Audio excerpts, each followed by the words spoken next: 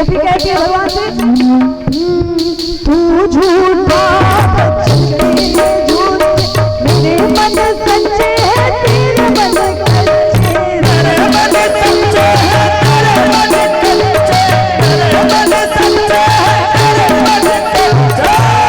कहती है गोपियां, तू झूठा बचन तेरे झूठ, मेरे मन सच्चे है तेरे मन कच्चे, मेरे मन सच्चे है तेरे मन कच्चे, मेरे मन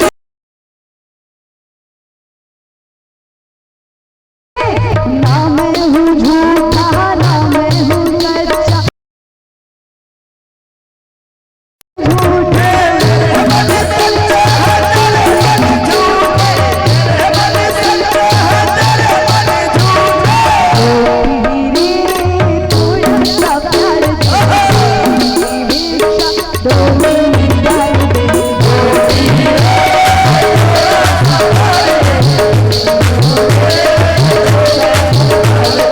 आत्मा परमात्मा की मिलन की रात है, आत्मा परमात्मा की मिलन की रात है, यही महारात है, यही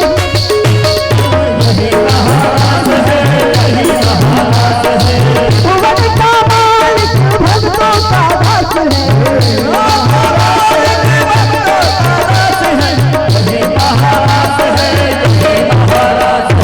जन्मों जन्म की बुझती ये प्यास है, यही महाराज है, यही महाराज है, भुवन का मालिक भक्तों का दास है, यही महाराज है, यही महाराज है, सासु का मन राधा सुवास है, यही महाराज है, यही महाराज है, जन्मों जन्म की बुझती ये प्यास है, यही महाराज है, यही महाराज है। हरे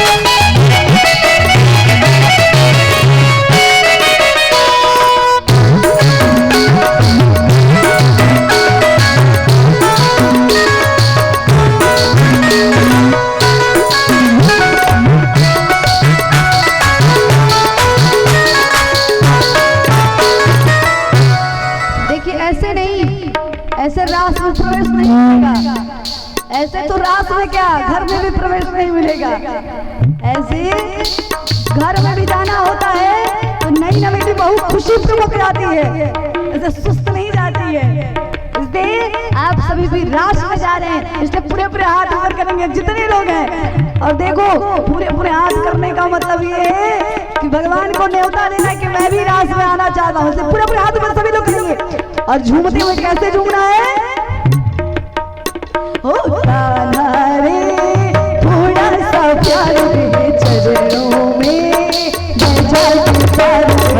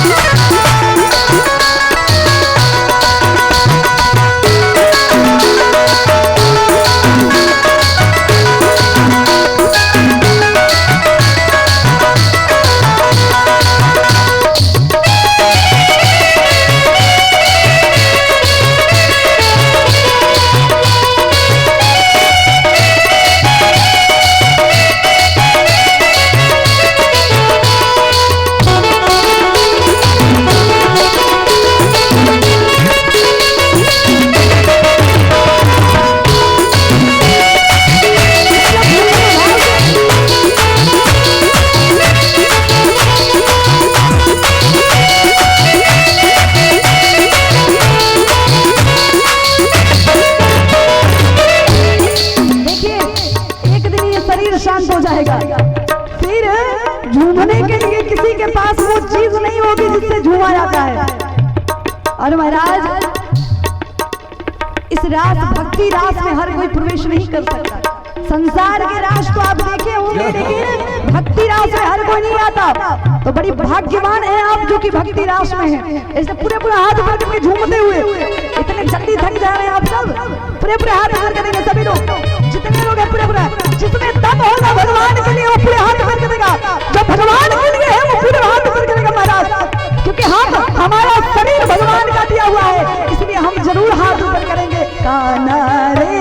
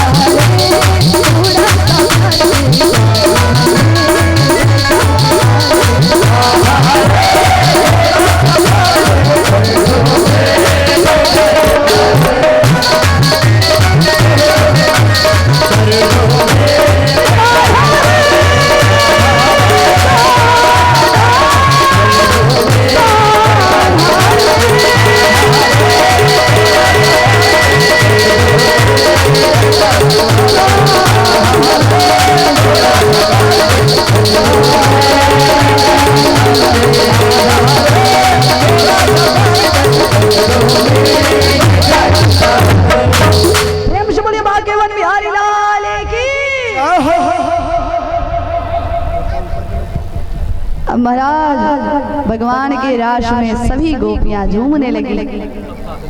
उस सुंदर से रास में हम लोग कह रहे हैं, अभी हम लोग को ऐसा लग रहा है भगवान के सुंदर से रास में भोलेनाथ भी पधारे। ठाकुर जी के रास में पार्वती मैया आ रही थी, तो पार्वती मैया आ रही थी तो भोले बाबा कहे हम भी चलेंगे पार्वती जी।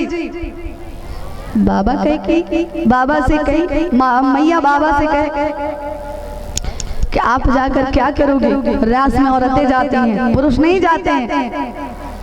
बोले कि वैसे क्या हो गया, हम भी वैसे बन जाएंगे। बाबा झूमते हुए अरे एक दिन वो भोले भंडारी बन के ब्रज की नारी वृंदावन आ गए हैं, वृंदावन आ गए हैं।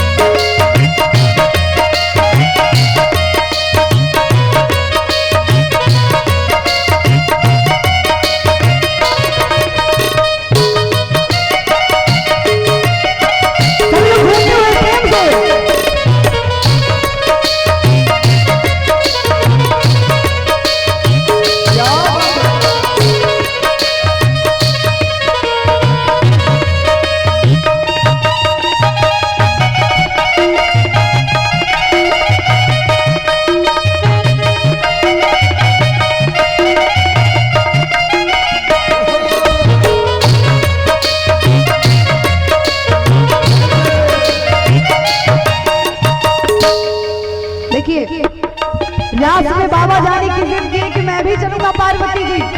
भैया बोले क्या करेंगे जाकर के आप? भैया समझाई पार्वती से बोले मैं भी चलूंगा तेरे संग में,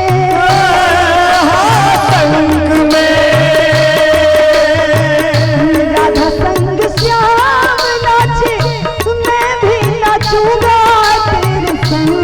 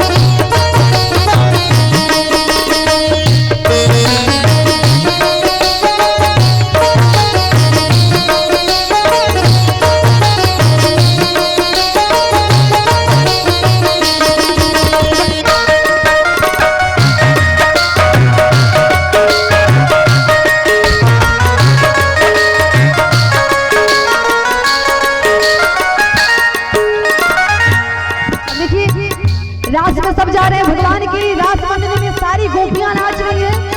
तो पार्वती मैया जाने लगी तो भगवान बोले कि मैं भी चलूंगा। मैया बोली कि आप कैसे जाएंगे? मैया बोली ओ मेरे भोले स्वामी कैसे ले जाऊं संग में, श्याम के सिवा कोई पुरुष ना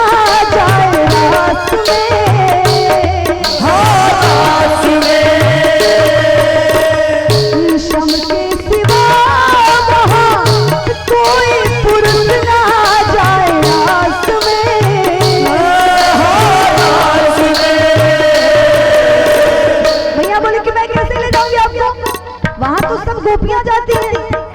मैया बोली कैसे ले जाऊं? मैया बोली अरे आप जाएंगे तो बड़ी हंसी होगी। हंसी करेंगी ब्रज की नारी, हंसी करेंगी ब्रज की नारी, मानो बात हमारी वृंदावन आ गए हैं, वृंदावन आ गए हैं, भंडारी बन के भंडारी वृंदावन आ गए हैं, वृंदावन आ गए हैं।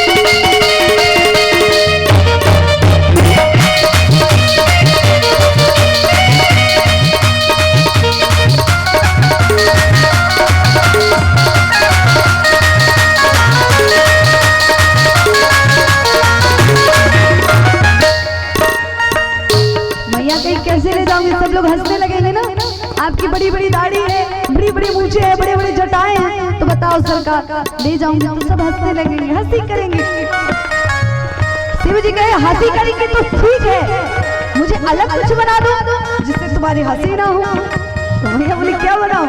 तो बाबा कहते हैं ऐसा बना दो कोई न जाने इस राज को, इस राज को ऐसा बनाओ कि कोई ना समझ पाए।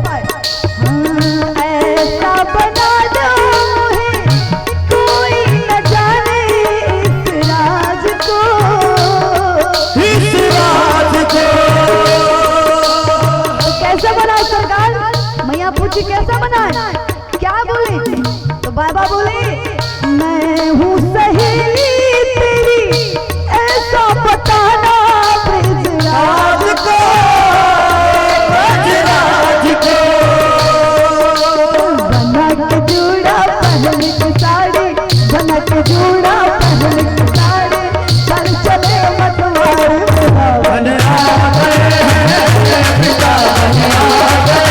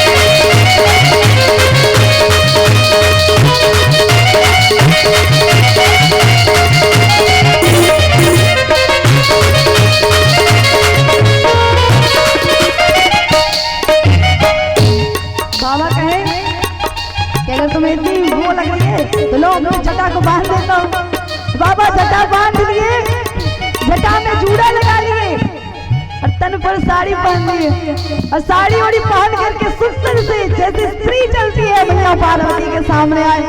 अब मैया देखी तुम हंसने लगी, प्रभु ये कौन सा नया स्वरूप आपने बना लिया। हंस के सती ने कहा बलिहार जाओ तेरे रूप पे, तेरे रूप पे एक दिन तुम्हारे लिए मोहन मुरारी इस रूप में, इस रूप में। मैया बोली कि हाय प्रभु मैं आपके स्वरूप पर मर जाऊं, इतना सुंदर स्वरूप। इसी स्वरूप में भगवान भी एक बार आए थे आपके लिए। हंस के सती ने कहा बलिहार जाओ तेरे रूप पे, रूप पे आए मुरारी इस रूप में, आए इस रूप में, इस रूप में। मोहिनी रूप बनाए मुरारी, मोहिनी रूप बनाए मुरारी, अब तुम्हारी बने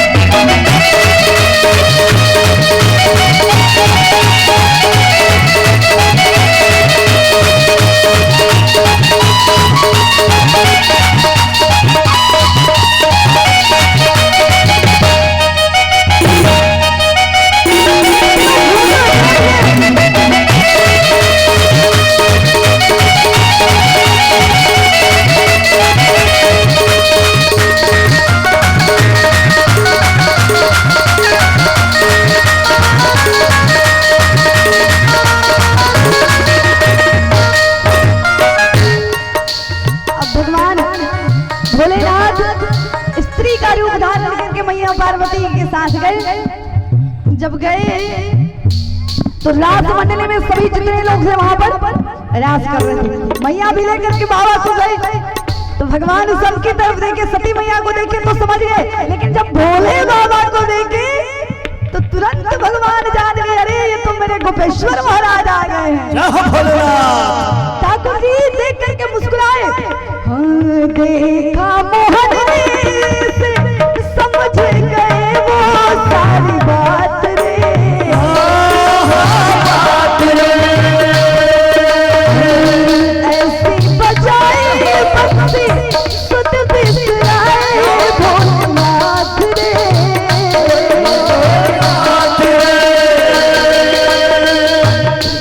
भगवान गए भोलेनाथ गए तो सब समझ गए। और जब समझ गए तो भगवान ने क्या करे किया कि भगवान अपना हथियार अपनी बंसी बजाने लगे। ज्यों ही भगवान बंसी बजाने के लिए तैयार हुए तो श्री गोपेश्वर महाराज भोलेनाथ सब कुछ भूल गए कि मैं क्या पहना हूँ, किस स्वरूप में हूँ।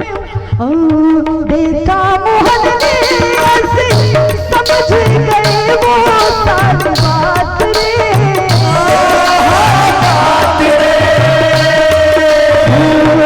ऐसी बजाए बंसी सुध बिसराए भोलेनाथ रे, भोलेनाथ रे।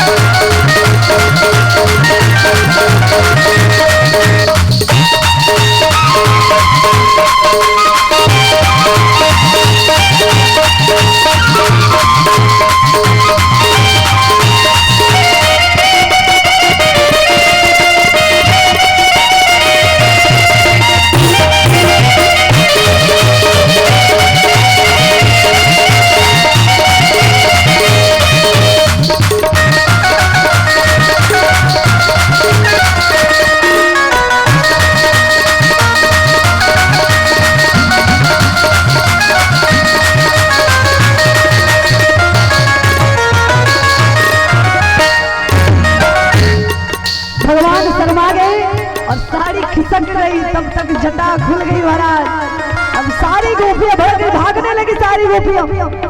तब से भोलेनाथ का नाम गोपेश्वर महाराज पड़ गया। दीन दयाल तेरा तब से गोपेश्वर हुआ नाम रे, हुआ नाम रे। ओ भोले बाबा तेरा वृंदावन में बना धाम रे, बना धाम रे। भक्त कहे ओट पुरारी, जया कहे अब ओट पुरारी, राघुलाज हमारे वृंदावन आ गए,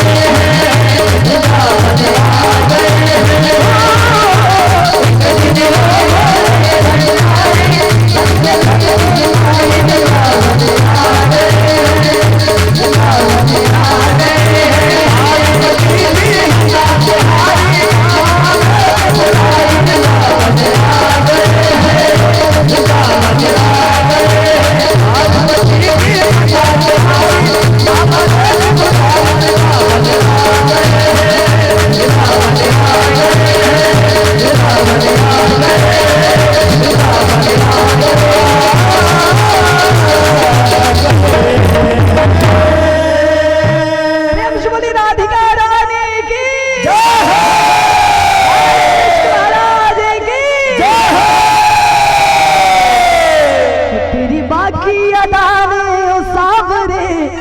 तेरी झाड़ी अदाने ओ सावरे, मुझे तेरा दीवाना बना दिया, मुझे तेरा दीवाना बना दिया। तेरी झाड़ी अदाने ओ सावरे, तेरी झाड़ी अदाने ओ सावरे,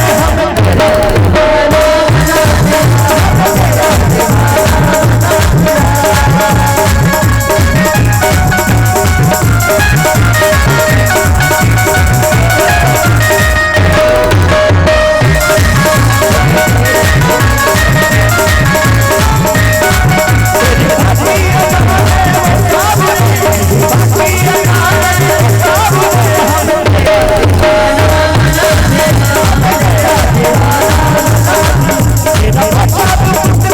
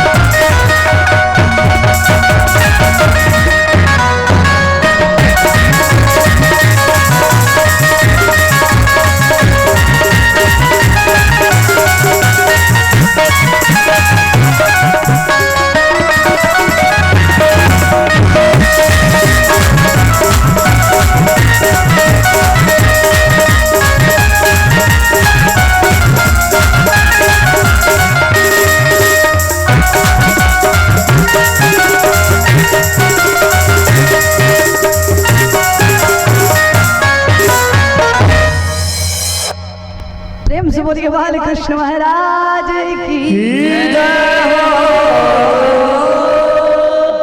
यहाँ के बच्चों में इतनी भक्ति है महाराज कि आप लोग को फेल कर दिए बच्चे।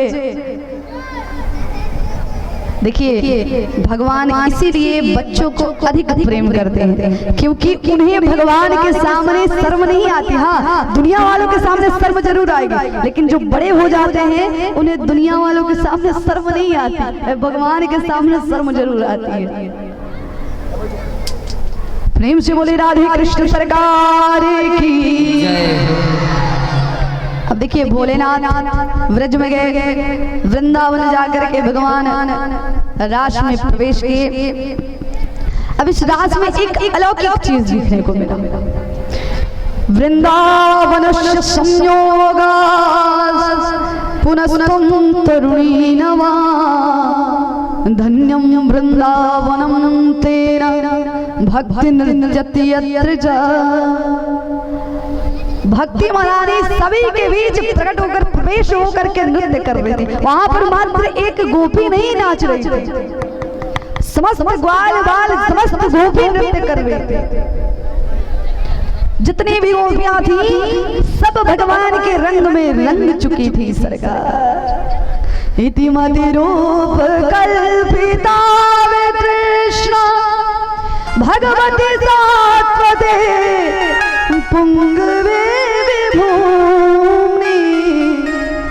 सुख मुभगत कुछ देहर तुम तदवायुषं तीर्थेमुशन्ति मानस।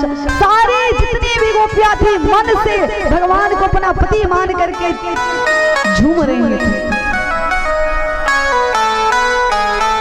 अब इसी बीच भगवान ने क्या किया, एक लीला कि भगवान बीच से अंतर्ध्यान हो गए।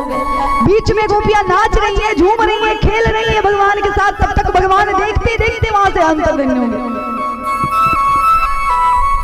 अब ज्यों ही भगवान अंतर्ध्यान हुए, सारी गोपियां भगवान को ढूंढने के लिए बेचैन हो गई। जितनी भी गोपी थी भगवान को ढूंढने लगी। देखिए भगवान ने ऐसा क्यों किया। भगवान ऐसा भागवत में वर्णन आता है, ठाकुर जी बीच से ही गायब हो गए, सारी गोपियों से अलग हो गए प्रभु। भगवान ने इसलिए ऐसा किया कि जब ठाकुर जी नृत्य कर रहे थे तो सभी गोपी के मन में ये बात आ गई कि मैं सबसे सुंदर हूँ, कन्हैया बस मेरे साथ ही नृत्य कर रहा है। क्योंकि भगवान की माया ऐसी थी कि सबके साथ नृत्य कर रहे थे, लेकिन सब गोपी को अपने साथ ही भगवान दिखते थे। सबको ये भास होता था कि बस केवल मेरे साथ ही भगवान है, लेकिन भगवान तो सब में स्वरूप बना करके और नृत्य कर रहे थे। एक गोपी को अभिमान हुआ कि मैं बहुत सुंदर हूँ, इसलिए भगवान मेरे साथ नृत्य कर रहे हैं। अब ये देखकर भगवान वहां से गायब हो गए। क्यों? क्योंकि भगवान कहते हैं कि जहां पर अहंकार आ जाए वहां पर मेरा वास नहीं होता। जिस व्यक्ति के अंदर अहंकार आ जाता है वहां पर मेरा वास, मेरा निवास नहीं होता। जो अहंकार रहित होकर मुझे याद करता है, मेरे लिए तड़पता है, मैं उसी के पास जाता हूं।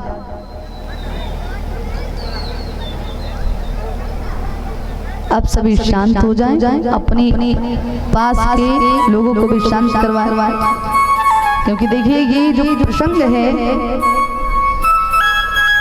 इस प्रसंग को भगवान की आत्मा का नाम दिया जाता है कि ठाकुर जी की आत्मा के समान प्रिय ये प्रभु को प्रसंग लगता है, क्योंकि इसमें गोपियों की बात आती है और भगवान गोपियों से अत्यधिक प्रेम करते हैं। एक बार प्रेम से बोलिए बाल कृष्ण महाराज की। देखिए ठाकुर जी अपनी गोपियों के पास से जब गए तो सारी गोपियां रोने लगी, तड़पने लगी। गोपी रोने लगी। गोपी एक तो गोपी कह रही हमारा कन्हैया चला तो गया, कहाँ चला गया? ऐसे छोड़कर कोई क्या जाता है जैसे वो छोड़कर चला गया हमें। जितनी गोपी थी भगवान की प्रेम में आंसू बहाने लगी। भगवान को उनका आंसू देख नहीं गया और भगवान तुरंत प्रकट हो गए। जब ठाकुर जी प्रकट हुए तो सारी गोपियां भगवान को उलाहना देने लगी। गोपियों ने कहा कि जब तुम्हें आना ही था तो तुम गए क्यों? क्योंकि देखिए जब प्रेम होता है तो प्रेम पर अधिकार हो जाता है। क्रोध करना, अधिकार करना, ये प्रेम की स्वाभाविकता है। अगर प्रेम घनिष्ठ है, प्रेम अगर अधिक है तो व्यक्ति आप पर अधिकार जताएगा, अधिकार जताएगा, आपकी चिंता करेगा, आपको डांट लगाएगा, आपसे क्रोध करेगा। ये प्रेम की एक लक्षण कहे गए हैं महाराज। ये प्रेम जो भगवान से हो तो उसमें क्रोध प्रेम का क्रोध माना जाता है, वो क्रोध का प्रेम होता है। गोपियां भगवान से दूर नहीं रह पाए, तुरंत क्रोध किया भगवान। क्यों तुम आगे गए ये तो क्यों गए? जाना जरूरी था क्या तुम्हारा?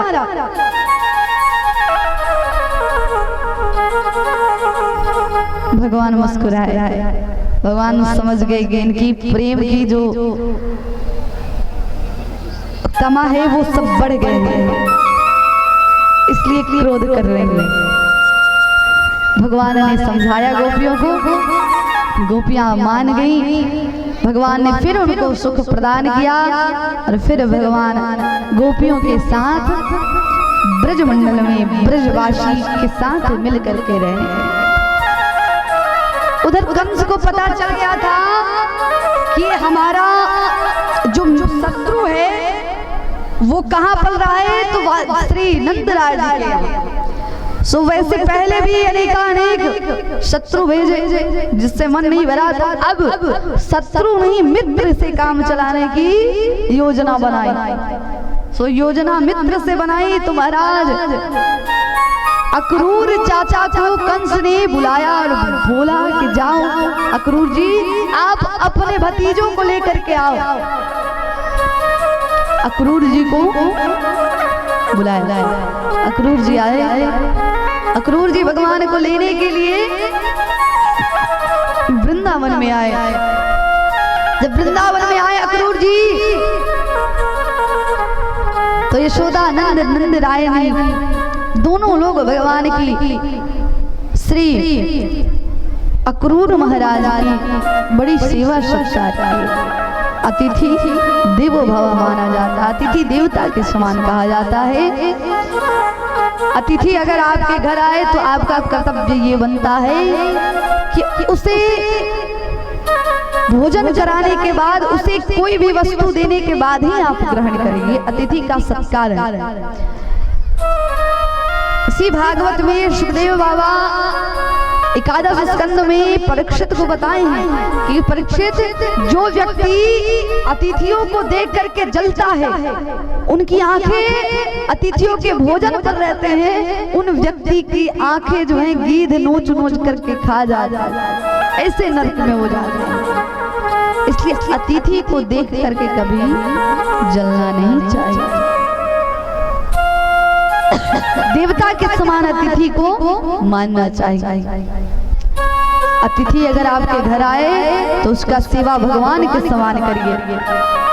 अतिथि कौन होता है? अतिथि कौन है?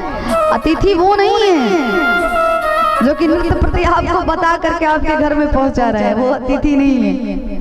अतिथि वो होता है, अतिथि का अर्थ जिसका कोई तिथि तय नहीं है, जिसका समय तय नहीं कि आज हमें आना है। आजकल अतिथि बहुत कम आते हैं हमारा।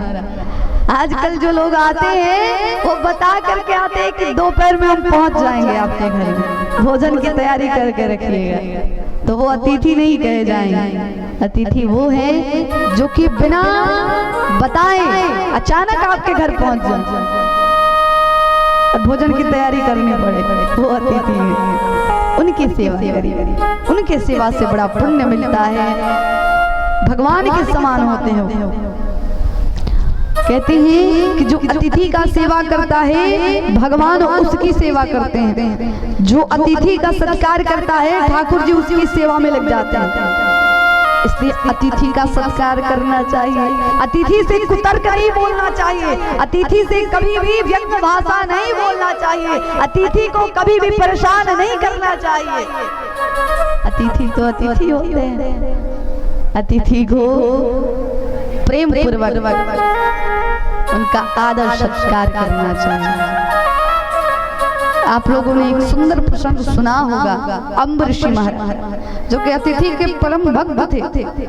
दुर्वासा मुनि उनके पास आए भोजन के लिए, एकादशी व्रत में थे। दुर्वासा मुनि पास में आए तो अम्बरीश जी ने कहा कि प्रभु आप प्रसाद पाएंगे? दुर्वासा जी बोले हाँ प्रसाद पाएंगे। तब तक मैं क्या गंगा स्नान करके आता हूँ, फिर हम प्रसाद पाएंगे। दुर्वासा जी गंगा स्नान करने गए, इधर द्वादशी का समय हो गया। अम्बरीश जी ने सोचा कि चलो चरणामृत भगवान का पी लें। चरणामृत पी करके अम्बरीश जी महाराज अपना व्रत खोले। उधर से दुर्वासा आए तो क्रोधित हो गए कि तुम अतिथि को भोजन पर बुला करके और खुद पहले भोजन करना प्रारंभ कर दिया। ऋषि जी समझाए, लेकिन वो माने नहीं माने। महाराज तुरंत कृत्या को प्रकट किया, राक्षसी कृत्या को प्रकट करके और तुरंत भेज दिया अम्बऋषि के पास। अम्बऋषि को मारने के लिए तैयार हो गए वो राक्षसी। अम्बऋषि ने हाथ जोड़कर कहा, प्रभु अगर मैंने अतिथि सेवा की है मन से, सच्चे हृदय से, अगर मैंने आपके चरणों की आश्रय लेकर के भगवान अतिथि का सत्कार किया है, तो आप मेरी रक्षा करें। अब इतना कहे दुर्वासा, इतना कहे अम्बऋषि जी तुरंत भगवान का चक्र प्रकट हो गया और कृत्या को मारने के लिए आगे बढ़ा। कृत्या के सिर को भेदन करके दुर्वासा जी को मारने के लिए चक्र आगे बढ़ने लगा। अब दुर्वासा जी भागते भागते ब्रह्मा जी के पास गए, प्रभु रक्षा करो नहीं तो विष्णु भगवान का चक्र मुझे काट डालेगा। ब्रह्मा जी कहे कि मेरे बस की बात नहीं है। ब्रह्मा जी भी टाल दिए, दुर्वासा जी दौड़े हुए शिव जी के पास गए, शिव जी भी टाल दिए, दुर्वासा जी दौड़े हुए विष्णु भगवान के पास गए, विष्णु भगवान भी टाल दिए। विष्णु भगवान कहते हैं कि मैं तो अपने भक्तों के वश में रहता हूँ, मैं तो खुद उनकी सेवा करता हूँ। दुर्वासा जी आपने तो ये बहुत बड़ी गलती कर दी, अगर आपको कोई बचा सकता है तो अम्बऋषि ही बचा सकता है।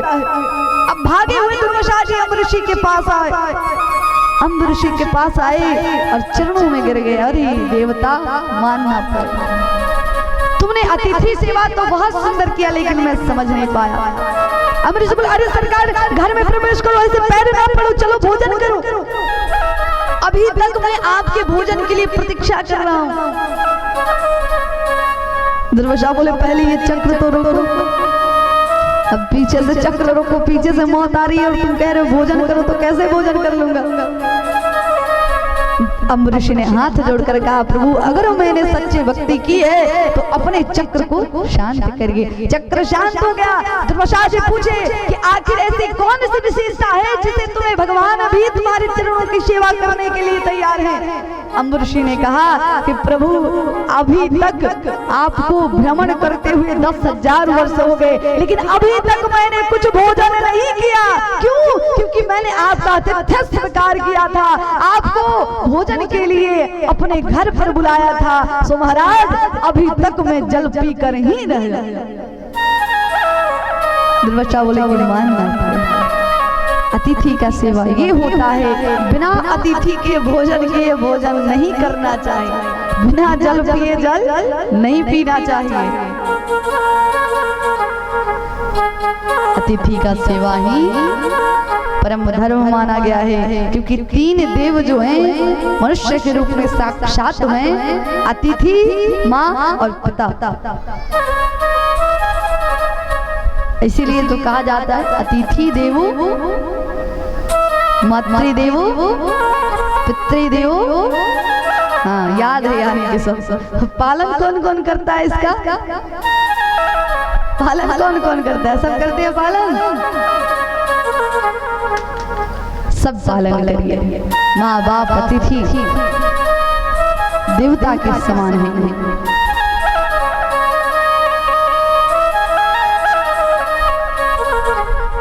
अक्रूर जी आए तो सब बड़ी नंद राय जी उनका सत्कार किए।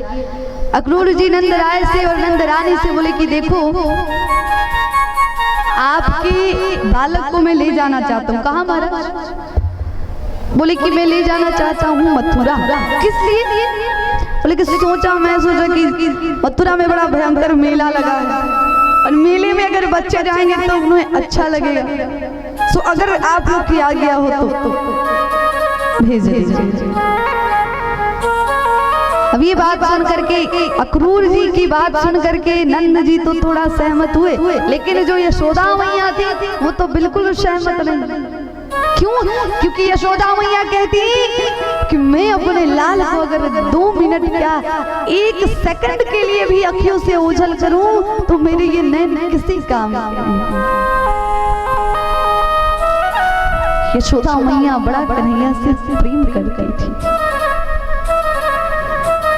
यशोदा मैया के पास गए अक्रूर जी। अक्रूर जी ने कहा, यशोदा मैया रोने लगी। मैया ने कहा, अक्रूर जी सब कुछ ले लो लेकिन मेरे कन्हैया को मत ले जाओ, इन्हें मत ले जाओ। देखिए भगवान के राम अवतार में और भगवान के कृष्ण अवतार में दो ही भगवान के सबसे बड़ी प्रेमी माता पिता में। राम अवतार में दशरथ जी और कृष्ण अवतार में यशोदा मैया। इन जैसा प्रेम करने वाला कोई नहीं हुआ। राम अवतार में दशरथ जी राम राम करते हुए भगवान के नाम को लेते हुए अपने प्राण को त्याग दिया। और कृष्ण अवतार में कन्हैया कन्हैया कहते कहते यशोदा मैया अपने शरीर को शांत कर दिया।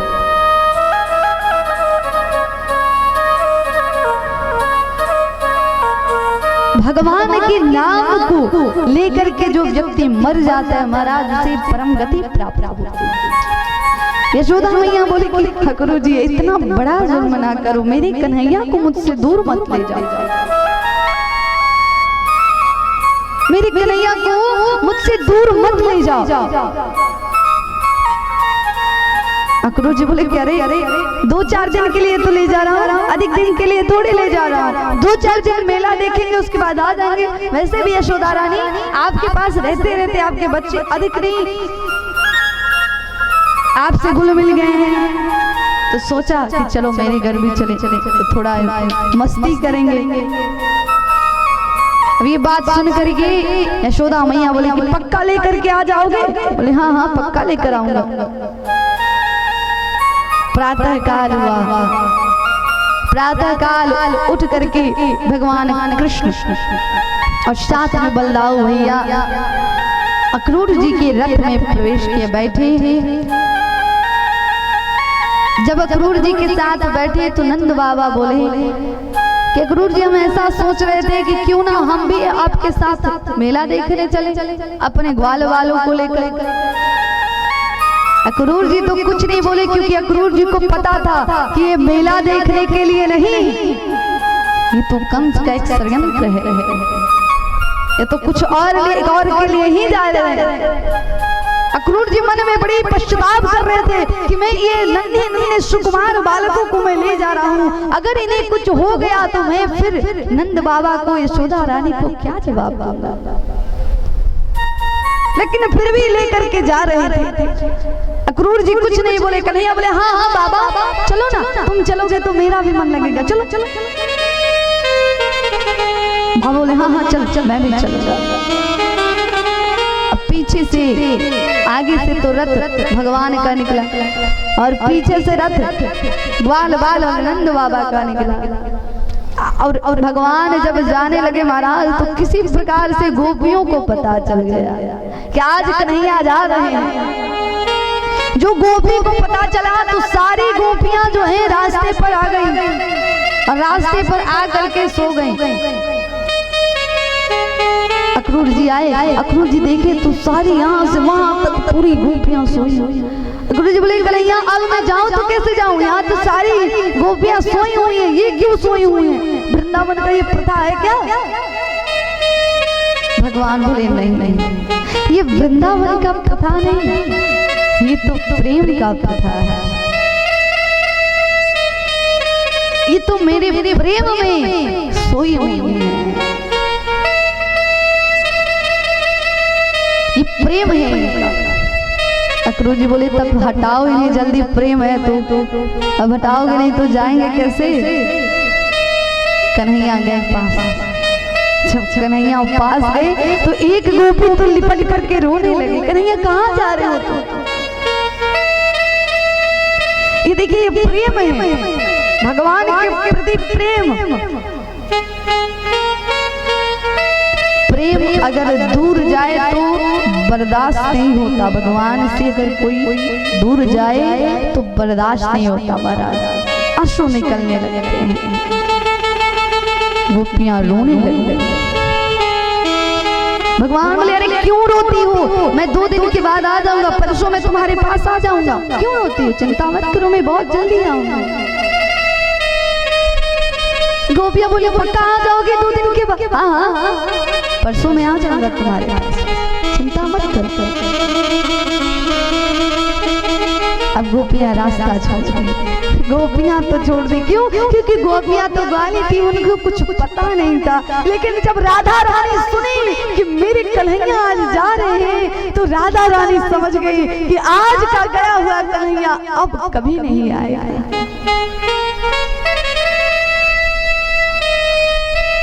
राधा रानी तुरंत समझ गई।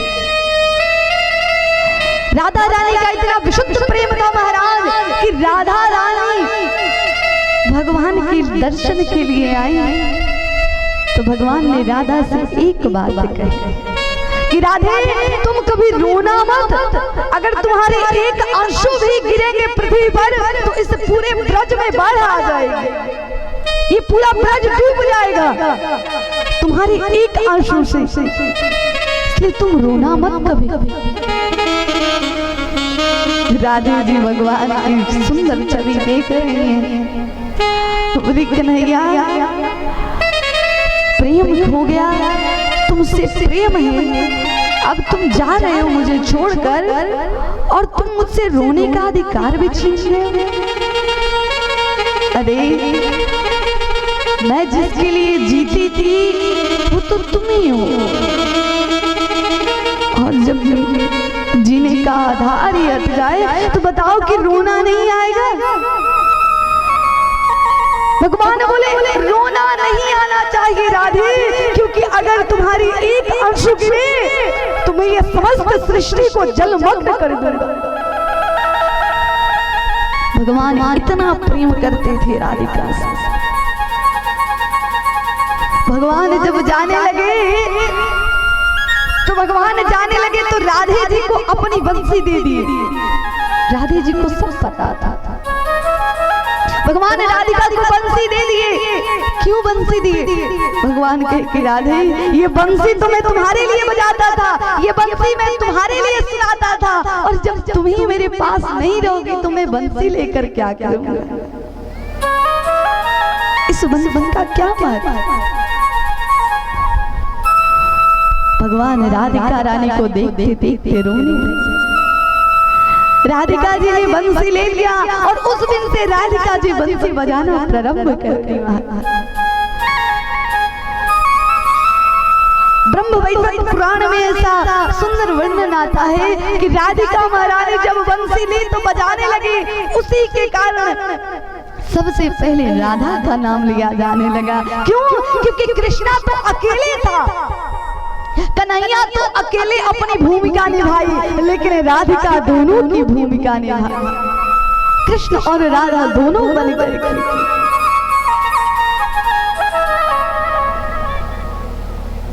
राधिका दोनों की भूमिका निभाई। भगवान ने राधिका से विदा लिए। राधिका जी ने कहा विदाई हो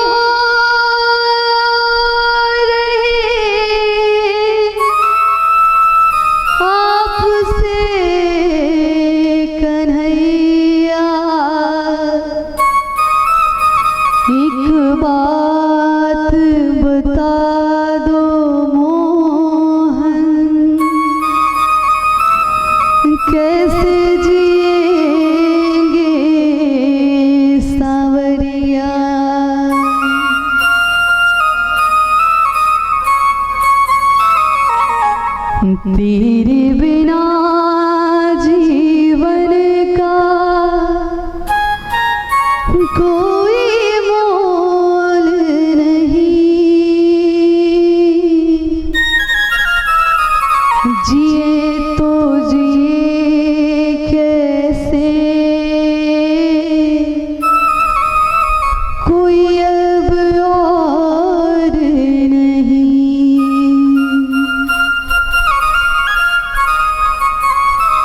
हे प्राणेश्वर विदा, हे प्राणेश्वर विदा, हृदय कोमल हे जगदीश्वर विदा, विदा विदा विदा विदा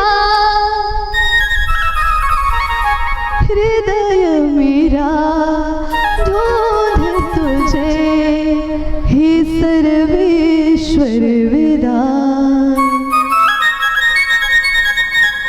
राधिका रानी भगवान के प्रेम में मग्न हो गए।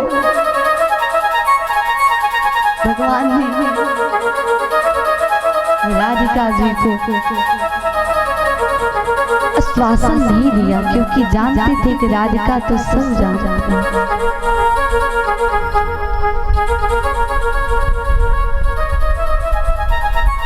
राधे रानी प्रेम तेरा बड़ा ही अनोखा, प्रेम तेरा बड़ा ही अनोखा, प्रेम तेरा बड़ा ही अनोखा।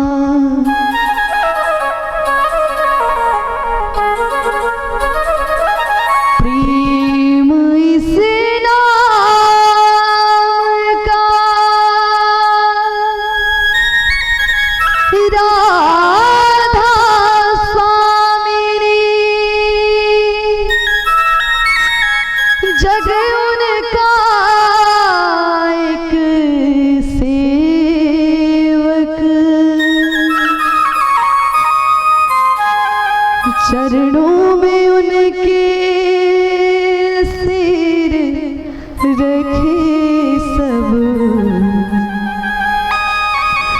प्रेम की वो एक मूरत।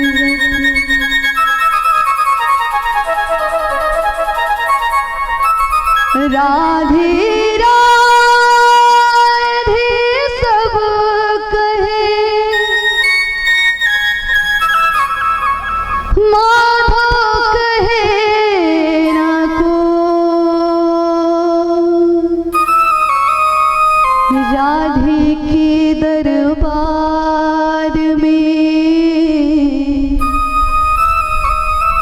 माधव कहे सो हो।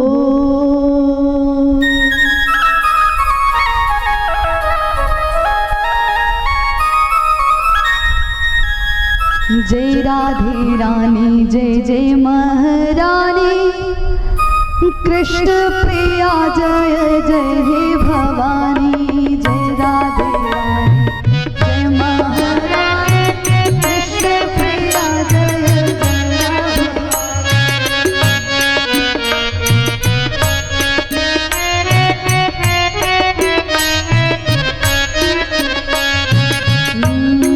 जय महारानी जय राधा रानी, कृष्ण प्रिया जय जय महारानी।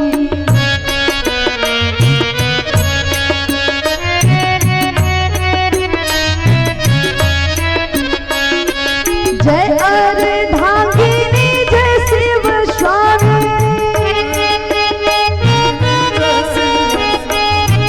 जय अर्धांगिनी जय शिव स्वामिनी, कृष्ण प्रिया जय जय श्री भवानी। जय राधा रानी जय राधा रानी, जय राधा रानी जय राधा रानी।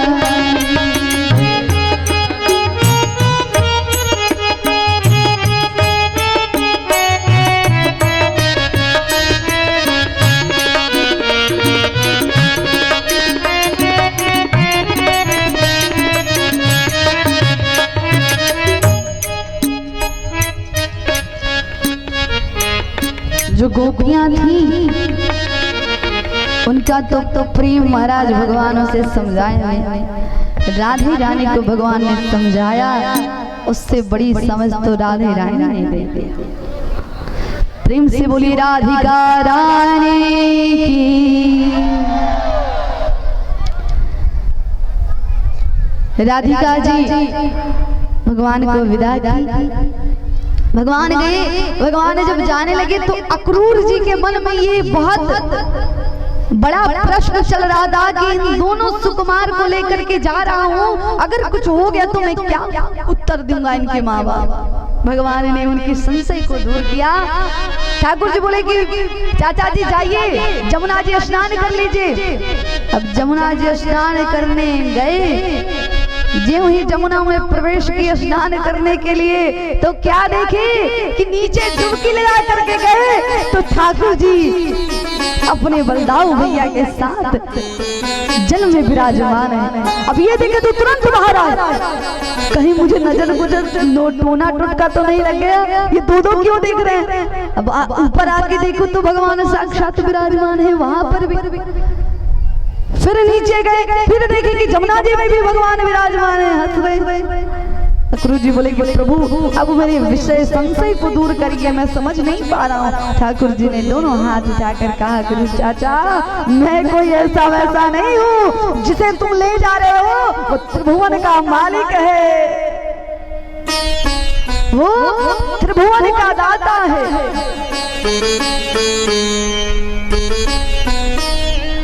तो त्रिभुवन का दाता है महाराज,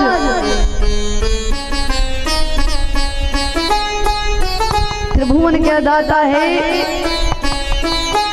जिसे तुम ले जा रहे हो, जिसे तुम ले जा रहे हो त्रिभुवन का दाता है, ऐसा वैसा कोई नहीं है। और वैसे भी महाराज त्रिभुवन के जो पति हैं, अगर त्रिभुवन के पति का दर्शन करना है तो एक बार अवध में आ जाएंगे। अयोध्या में हमारे त्रिभुवन पति विराजमान है। अयोध्या आप लोगों में से कोई गया है? अयोध्या कोई गए हैं आप सब? कोई अयोध्या गया है? अयोध्या नहीं गए? अयोध्या नहीं गए तो निमंत्रण दे रहे हैं सभी लोग, सभी आए। अयोध्या में देखिए, अयोध्या में राम लाला है, बड़ी सुंदर सुंदर जगह। कनक बिहारी जी का दर्शन इतना सुंदर होता है कि महाराज मानो उनकी सारी दर्शन करने के बाद सभी जो कष्ट हैं वो हट जाते हैं। अच्छा ये बताइए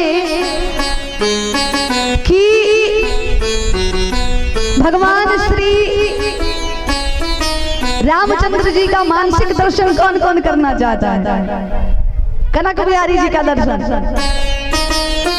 जो दर्शन करना चाहता हो हम करवाएंगे अभी आपको। जो त्रिभुवन के पति हमारे श्री अवधलाल का दर्शन करना चाहते हैं पूरे हाथ ऊपर उठाएंगे। जो दर्शन करना चाहते हैं मानसिक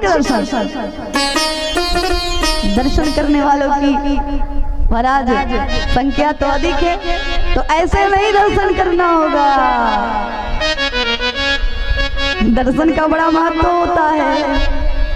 अब देखो आप सोचो, आप बच्चों के जब बच्चे होते हैं तो दर्शन करने जाते हो तो क्या करते हो? इतने पूरे पूरे हाथ ऊपर उठाए सभी लोग, जितने लोग हैं पूरे पूरे हाथ ऊपर उठा के।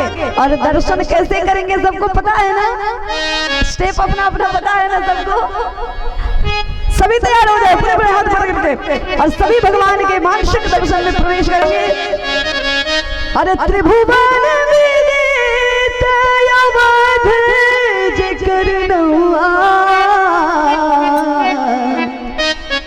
अरे बड़ा नीक लागी, नीक लागे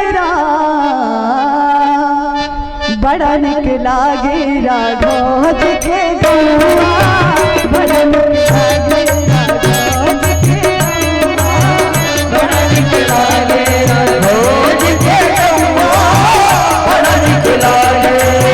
त्रिभुवन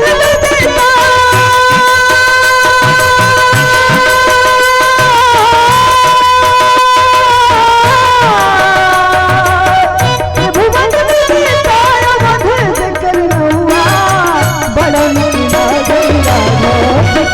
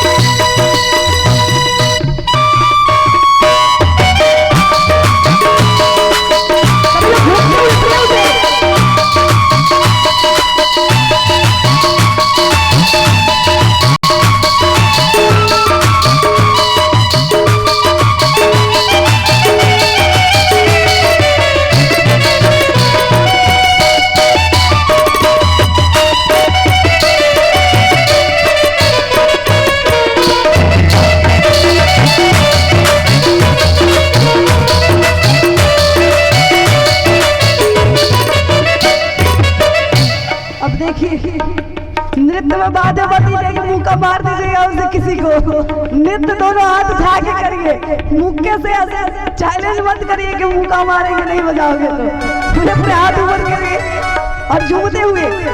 किसी को ऐसा नहीं करना है, ऐसे ही रखना है। सभी लोग बड़ा निक लागे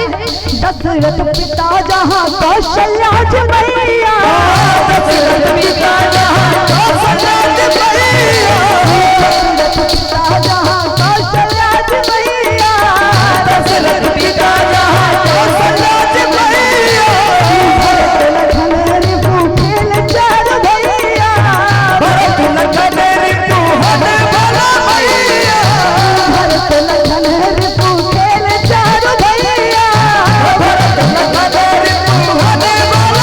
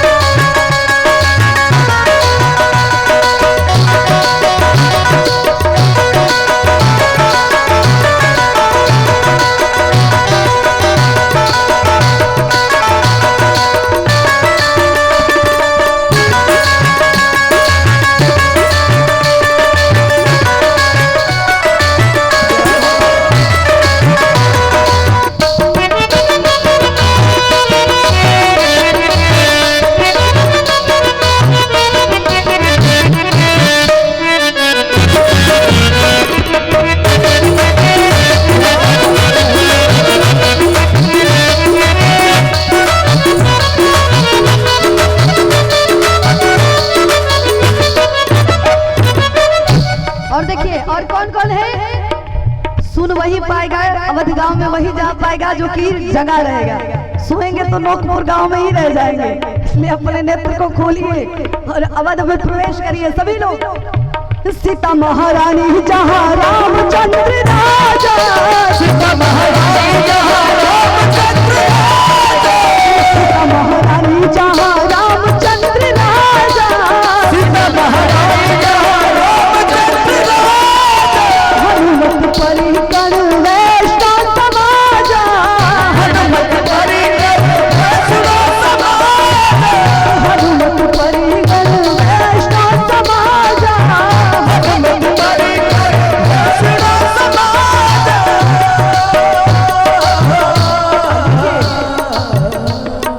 अवध की एक बहुत बड़ी विशेषता, यहाँ पर हम राम राम कहने में संकोच करते हैं, लेकिन अवध में क्या है?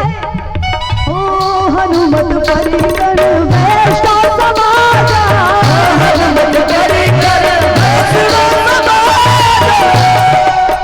रब रब रचे जहाँ,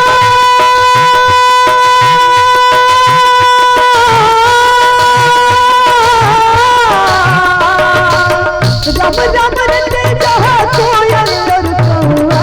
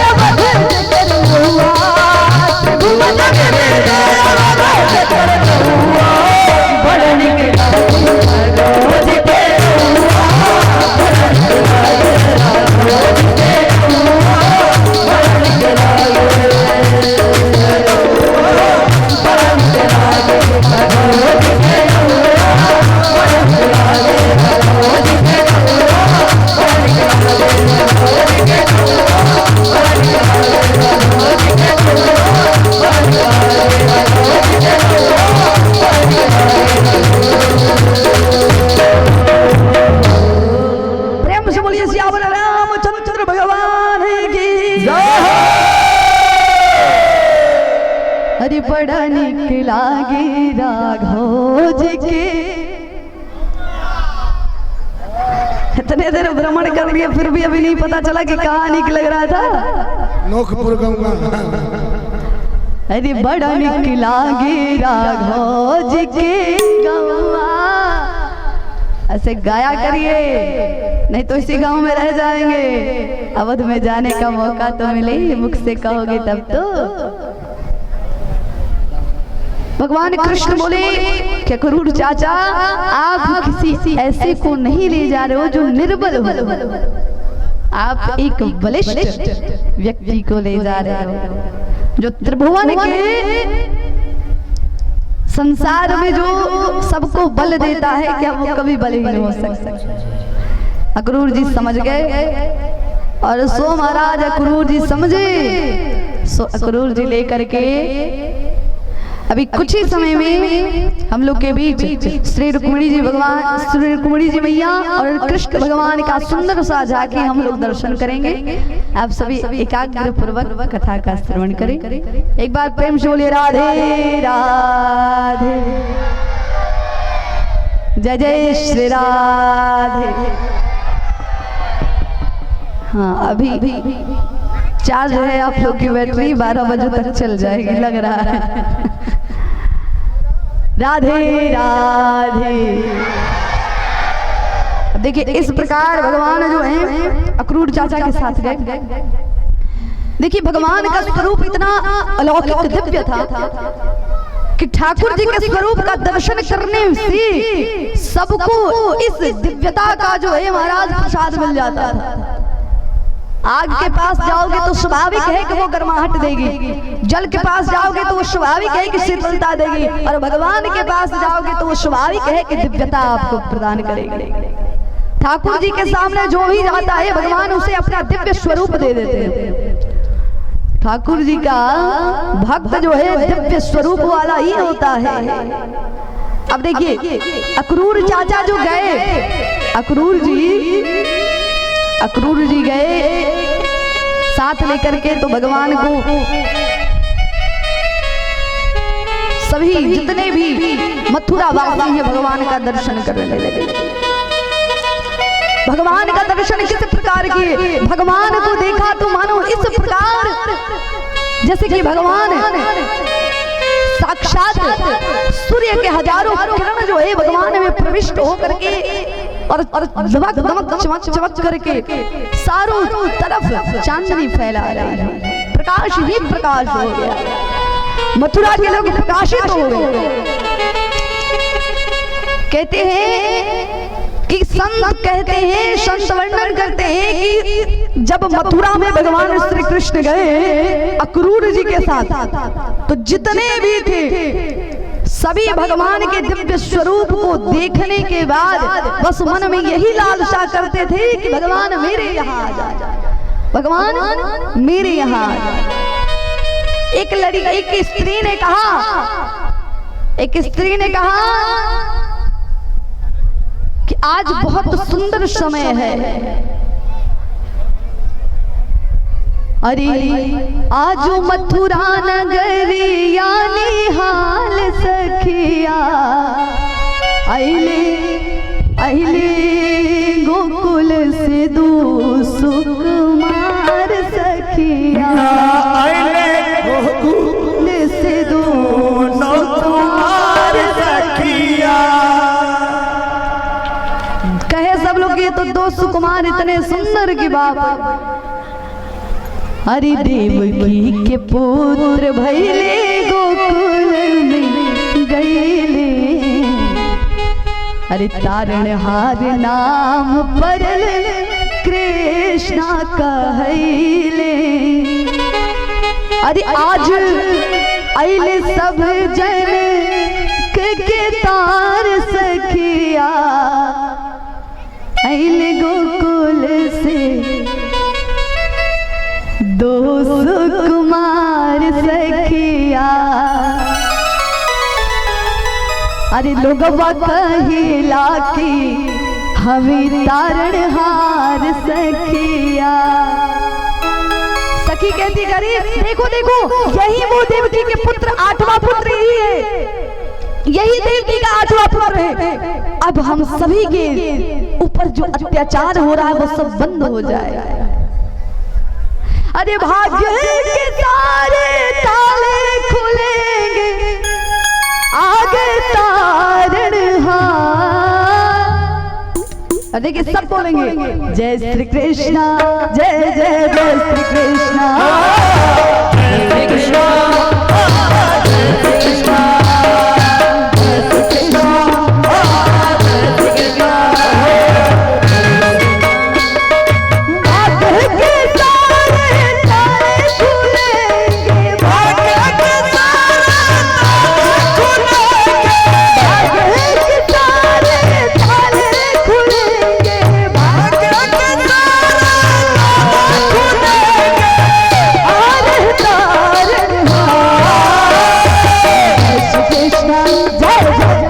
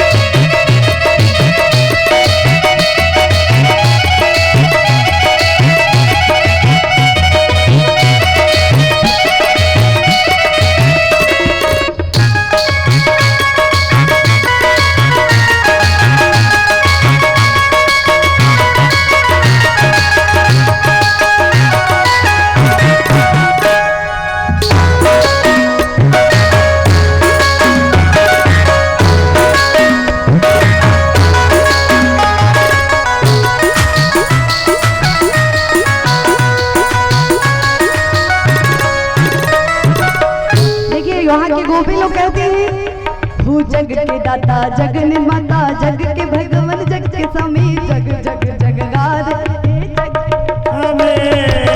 के स्वामी जग के स्वामी जग के स्वामी जग के स्वामी जग के ये मालिक है तेरे कृष्णा जग के मालिक है तेरे कृष्णा ये मालिक है तेरे कृष्णा जग के मालिक है तेरे कृष्णा स्वागत करो तुम्हारा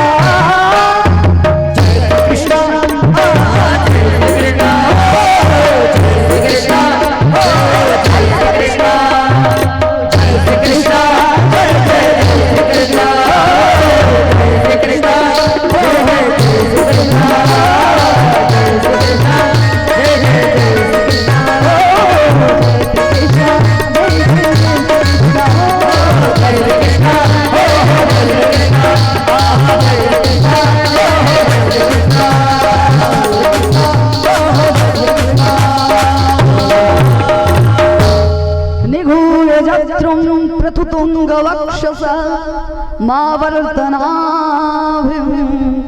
वलिवल्गूदरं च दिगंबरं वक्त्रविकृकेशं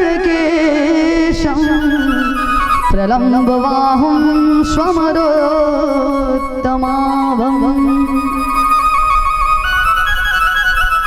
सेवा पूजा बंदगी सभी आपके हाथ सेवा पूजा बंदगी सभी आपके हाथ अब हमारी रक्षा करो त्रिभुवन के नाथ जग के स्वामी जगदाता हे जग पालन नाथ जग के स्वामी जगदाता हे जग पालन नाथ भय हमारी मुक्त करो हे देवकी के साथ।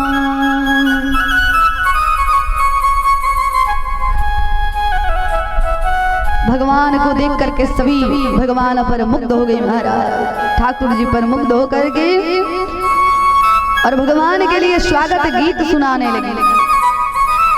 भगवान आगे बढ़े भगवान जाकर के विश्राम किए अपने मामा जी के अतिथि गृह में जाकर के भगवान कुछ समय विश्राम किए।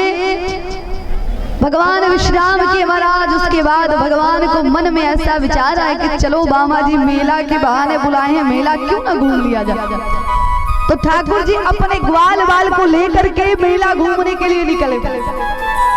जब ठाकुर जी मेला घूमने के लिए निकले तो ग्वाल बाल ठाकुर जी से बोले कि कन्हैया तेरे मामा तो यहाँ के राजा है। हाँ राजा है, क्या बात है।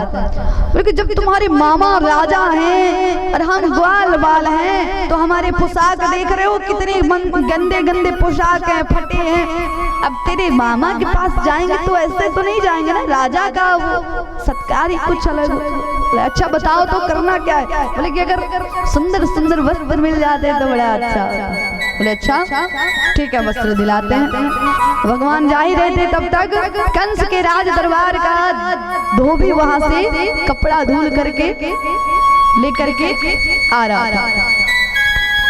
भगवान देखे, भगवान धोबी को बुलाए, ए इधर आओ। धोबी गया, जा करके बोला क्या बात है, क्यों ऐसे चिल्ला रहे हो। बोले कि तेरे पास क्या है। बोले कपड़ा है। कहाँ का। बोले कि राज दरवाजे राजमहल का कपड़ा है, ये सब कंस के दरबार का है। बड़े बड़े मंत्रियों बड़े बड़े जितने भी धुरंधर वीर हैं सबके ये पोशाक बने हुए हैं, इसे धूल कर ले जा रहा हूँ। बोले सुन मैं कंस का भांजा हूँ, सो मुझे ये कपड़ा दे दे। अब ये बात सुन करके धोबी क्रोधित हो गया, बोला मैं नहीं दूंगा। भगवान को ना सुनना पसंद नहीं। भगवान एक थप्पड़ खींच कर दिए, वहीं का वहीं धोबी पड़ गया। ओम नमो नारायण उसका वहीं हो गया। अब धोबी को एक थप्पड़ लगा, धोबी तुरंत मर गया। गोपी मरा। सो भगवान बोले कि देखो ब्रजवासियों, ग्वाल वालों, जितने भी इसमें पोशाक है सारे के सारे पहन लो, जो अच्छा लगे वो पहन लो। अब ग्वाल वाले क्या किया कि जितने भी अच्छे लगे वो सब पहन लिए।